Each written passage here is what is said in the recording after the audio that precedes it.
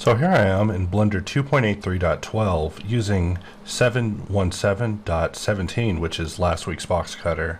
So if we just start drawing a box and we press V in order to perform an array, we can just array and then click and we're in a pause mode, right? However, if I press V, there will be a jump, and this jump annoys me to no end.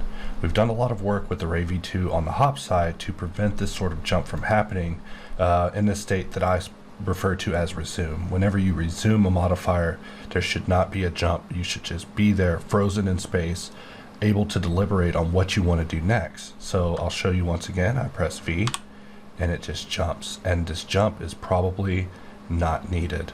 So let's now jump over to the latest version of Blender. So now I will just draw a box. Let's make sure we have the right piece selected. And we will just press V. Whenever array is out of control and you can't find it, Shift R will bring it back. In fact, if you look at the hotkeys on the side, Shift R is one of the hotkeys listed whenever it comes to array. So if you're a big array user, it's important to be aware of that. So here I am with an array paused. Also could use a guidance line down the middle to ease with shading, but that's a talk for another day. If I were to press V, we're there. We're in array again. We can move the mouse to begin adjusting it.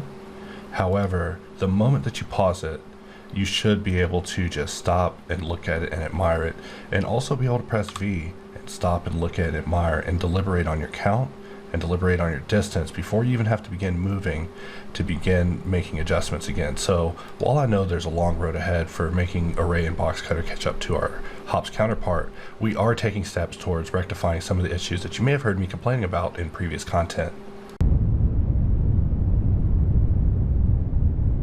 So recapping Array, whenever you're drawing a shape, you can press V to array and of course move the mouse in order to adjust the distance. However, if you end up in a situation where the array is out of control, you can always press Shift R to basically bring it back under control, to basically reset it. In the event that you just want to flip array, you can just press F during array and it will flip the array. So in the event that you just want to put it on the other side, you can just flip it, and if you ever lose control, remember that pressing Shift R will bring it back to somewhere a little more sane.